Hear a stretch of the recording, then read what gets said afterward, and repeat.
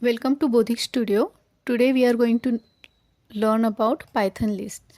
So what is list exactly? It is a collection of multiple values or multiple data types which are stored in a single variable. So as you can see here, L1 is equal to 10, 20, 30 is an example of list.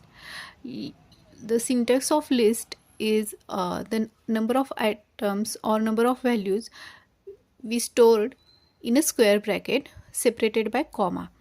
List is basically similar as our shopping list, where we are keep adding our grocery list or items we are need to buy. List behaves like a array, basically dynamic array. It looks like an array, but it behaves like a dynamic array.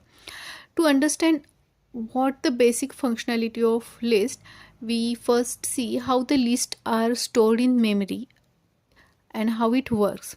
So in this diagram you can see here that our example is L1. Our list is L1, which contains item 10, 20 and 30. Okay, so how this is stored in memory? So in memory it is stored as a object, a reference. So our list object is 10, 20 and 30, but here you can see this block is created where the first element is not our value or our object, it is an address. So which address is this? At this address we store the location. At this address, at this location, we stored our first value, that is 10. So basically we are storing the reference or address of the value where we are actually storing our object. So 10 is stored somewhere in the memory, and that location address is stored over here. Same goes with the 20. Our next object is 20, which is stored in the at the location, let's say 1003, and that reference address is stored over here. Same way goes for 30. 30 is stored at this address 1005, and that reference address or that pointer, we can say, is stored over here. So basically in memory we store the addresses of the location where actually our objects are stored. In summary, you can see here our L1 list contains 10, 20 and 30, and this 10, 20 and 30 is stored at some memory location, and that memory location have some addresses like this 101, 1003, 1005, and those addresses are stored in our memory. So basically we are not directly storing our objects, we are storing the references of our objects. So that's why it's also called as a referential addresses. Okay, so actual values are stored at these addresses. So it is, as I say, it is look like an array, but it is more like a dynamic array. In array we directly store the values, or we can just convert it into the byte and then store the values, but here we are storing the addresses. So this is how Python lists are stored. So these are, as you can see, since we are storing the addresses, it doesn't matter where our objects are stored. The addresses, these addresses are pointing to that location. So basically this is the dynamic memory allocation. You can clearly understand over here. As you can see, when we define our list, we don't define the size as we define in an array. When we first declare our array or we define array, we statically define the memory, like size of array is 5 or 10, so that many blocks are created. But here we don't define the memory blocks, we just define the objects. So as you can see, in this is our list L, which has 10, 20, 30 as an object. So size is 3, so capacity of this list is 3. So we create this block, okay, and we store these objects, and the reference to that objects or the addresses of that memory location is stored over here in block. Let's say I wanted to add one more element 40. Here I can't add next more let's say next object because the capacity is already full. So what we do, we resize the list. Okay, so what we do, we find another block where consecutively more space is available. Here our capacity is 3, so we can double it or we can make it multiples of 5, multiple of 10, but for convenience let's say we are going to double it. So our capacity is 3, so we are going to double the capacity to 6. So we are going to find the continuous memory block where the capacity is 6. Now what we are going to do, this is our list, we are going to copy paste this into the new memory address, okay, or new location, and now we have empty space, and there I am going to add the next object or next element, that is 40. So when we double the capacity or when we allocate the double size, or let's say when we allocate the new address or new location, that is what we call resizing, list resizing, because we are going to just keep adding the new addresses, we are just resizing it. So the benefit of this is that we can store there is no limitation to store number of objects. Okay, we can store any number of objects in a list. What is the difference is that, since as you can see here, we are not actually storing the objects over here, we are storing the reference to the objects. So when we have to access one of the, let's say, object, we have to go to that reference or that address, and then we have to go to the memory location, we have to access that address, and then at that address we are going to find that element. So it becomes a little slow. So, as you know, or as you might know, in array we directly store the objects. Okay, so when we directly store the objects, when we wanted to fetch the object, we can directly go to the location and get the object. Okay, so what happened over there is it is faster because we are directly fetching object. Here we are fetching address, and at that address location we are fetching object, so it becomes slower.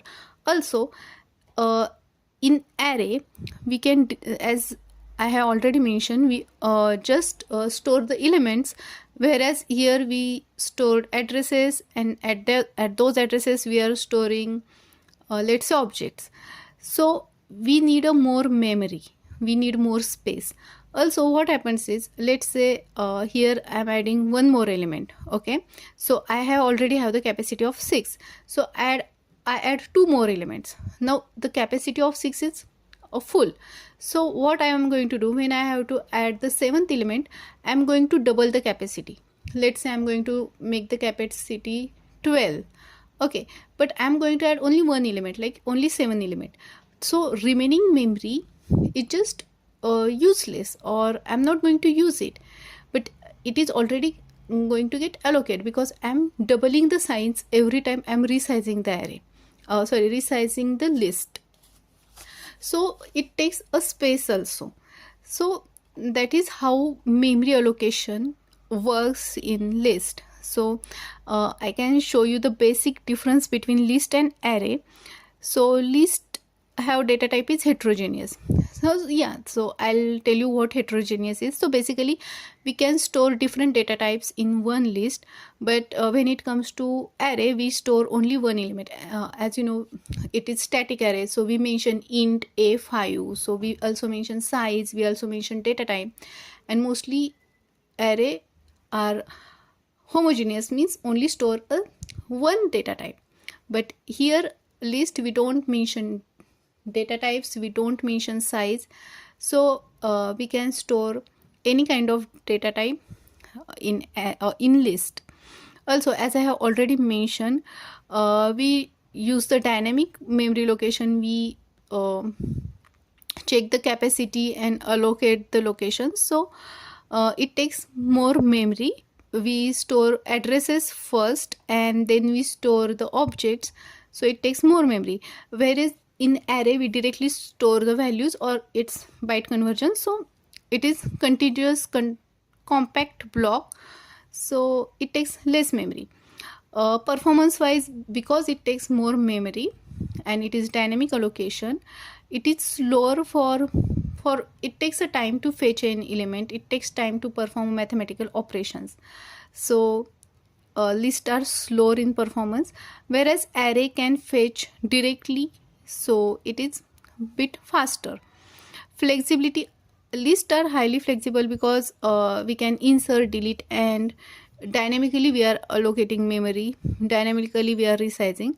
Whereas arrays are less flexible because size is generally static. We when we create an array, we already mentioned this size, so modification is bit difficult. So this is clearly the difference between list. Okay, here you go. So as I have already said, let's say this is our list L1. Now we can see the addresses. Now see, this is the address of L1. So this L1 list address is this. Now the L1 0 denote to the object 10 or element 10. So element 10, address of 10 is different, address of 20 is different, address of 30 is different. This is basically a indexing. L1 0 is indicated to 10, L1 1 is 20, L1 2 is 30. We will see indexing in next video. Let's just understand first what is the addresses. So this is the id function. Id function is basically indicate the addresses or where the points to the memory location, identifies the location where it is stored. So there are some properties of list. It says heterogeneous. So as I have already mentioned, list is heterogeneous, means it can store number of values, different data types, let's say. So I can show you.